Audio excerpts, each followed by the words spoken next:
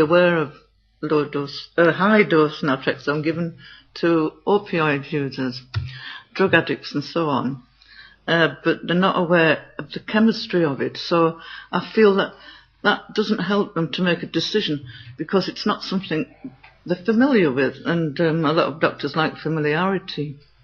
And I asked one doctor, I asked my oncologist for LDN when I'd read about it. I'd gone through lots of things and seen lots of things, you know how you do on the internet. And I came across LDN, and I looked at it, and I looked at the science behind it, and I liked what I saw.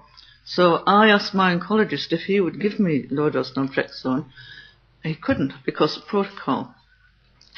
So I went to my GP. The first one said no, because she didn't know anything about it. The second one said, yes, I'll give it to you, because you've got nothing to lose. Because they expected me to be dead in a year, at the least, or, you know, the most.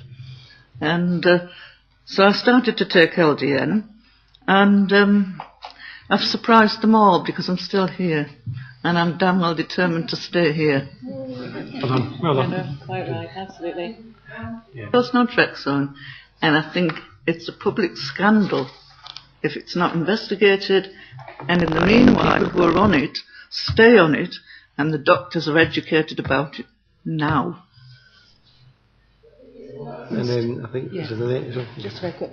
Is it licensed other places in the world? I mean, presumably, are people getting it maybe from an enlightened GP, or ordering it off the internet? Some of them order it from the internet, from India and Canada, and some of them get it off the GP, or they go to a private GP, and they get it that way. Like in America, they've got holistic doctors and things. They're more prone to giving it. Over here, there's only Dr. Tom Gilhooly in Glasgow that prescribes LDN, Dr. Bob Lawrence in Wales, and then there's a spattering of GPs that are now prescribing it. So we've got approximately about 6,000 people in Great Britain taking low-dose naltrexone, and they're taking it because they know about it.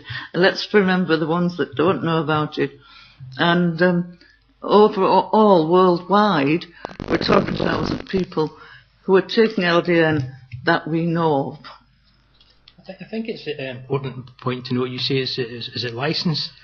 There are many drugs which are not licensed, which are routinely prescribed to people, like chemotherapy drugs and things like that. It's kind of strange that the LDN doesn't seem to be treated the same way. I think there's a lot of perception problems there, and a lot of education problems, as Celia says. People, when you say to them it's naltrexone, they immediately go, oh, naltrexone for drug addicts. One of our colleagues was talking to the Elder Guardian who had that response. We've already covered that as for drug addicts. It's not the same thing. It's a completely different application of the same drug. The effect is the same in what it does, but in the low doses it affects your immune system, which is the effect that we're looking for. I can see the problems. I mean, it's a sort of catch-22, because if the evidence base is not there, it is very difficult for doctors to be prescribing. And with the high dose naltrexone, and it's a drug I hadn't come across either, I must say, out of touch clinically, so that's not surprising. But is the high dose, although it's licensed, is it approved by NICE and SMC? It's routinely administered. I'm not sure exactly the date in the UK, but in America it's been 25 years, I think it's been used. I just wondered, because, you know, a lot of drugs are not prescribed here until they are either approved by the NICE or by it actually SMC goes back to 1967. It was actually developed for the war on drugs in the US. That was initially the development of it, and that's probably why it kind of expired patent before it was really in great depth, because the drug company wasn't that interested in doing it. It was more pressure from the US government. So it's been around for a very long time and prescribed at very high doses in comparison to the likes of me and Celia. I only take 2.5 milligrams, and that works for me. The dose kind of depends on different people. But yeah, it's not something new. It's something very old, which has been neglected. And we're doing our best to stop that. I can see how we'll have to ask questions, but I'm not sure if I see the way forward if there's not the evidence base to take it forward. Patient evidence. We're talking over 100,000 people worldwide that we know of, and we're talking about at least 6,000 people in Great Britain that we know of, and they're evidence. I'm evidence. I stand here and I'm alive, and I shouldn't be. How can you possibly say there isn't evidence? It's just given the modern world where, you know, trials are set very scientifically. The point that I personally have lost 30% of my kidney function to mesalazine. It was a drug which has been trialled and authorised and licensed. It doesn't mean it's safe. It doesn't mean bad things can happen. This drug has never been recorded anything bad happen to anyone taking it in terms of side effects. The side effect was commonly reported as lucid dreams and sleep disturbance, that's all. That's worth suffering for a while. In fact, it's been said by one of our doctors that it's actually safer than paracetamol statistically. Margaret, you want to come in? Was. Yeah, okay, good. It was just in response. We agree that we want evidence. That's why we're here. We want people to take that point on board, and we need money to do it because the private money won't, because they won't just lose on this drug money and profit, they'll lose in all of the other drugs, because Bob and Celia wouldn't have chosen to use some of the drugs before they came across LDN. And I'm actually here because I have a friend who has MS, and through their own research they came across LDN.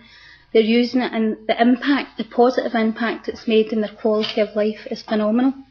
And in fact, I spoke to Dr Tom Gilhula yesterday, and he said that this is a phenomenon, and the sooner the evidence is there and doctors hear about it and patients hear that doctors are confident in it, because I'm quite frustrated. I'm telling lots of people about this drug, how it can improve the quality of their life, and in Celia's instance and other people hopefully it'll extend life.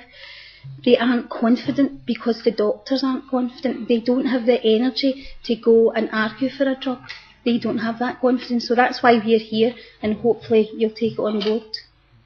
Can I tell you about an old lady that lived in Falkirk, and she was diagnosed with lung cancer, and her daughter in America asked me to keep an eye on her, and so I did, and she wasn't offered any chemotherapy or any radiation because she had some underlying problems, which I did too at the beginning. However, she died last week. Now, if she could have been offered low-dose naltrexone as a routine thing, it could have maybe given her more time with her family, and it could have given her hope. And as it was, she had none. And I think that's dreadful. One point that we quite often come back to is the part of the GP's the proper word is the Hippocratic Oath, really, is first, do no harm. LDN doesn't do any harm. There's no serious side effects. The worst that can happen is you take it and it doesn't improve your life much. People who do find it does work, they get benefits pretty quickly. It'll only take a few weeks of it to say, is that working for you or not?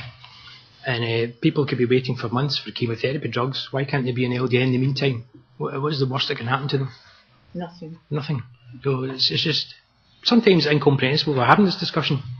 Why are we even talking about this? What we want to do, I'm conscious of our time. I mean, I think there's a number of members really keen on the issues being thrown up by your petition. So let's try and identify what those things are. I think, was Anne, were you indicating, or was it Robin? Okay. Me. Well, I got in first. First of all, Celia, I'm very, very glad that you are still here and that it has helped you so much. And Bob made a very good point in his opening remarks when he said, just think if tomorrow one member of your family was diagnosed, and he's right. And I've looked at the list of conditions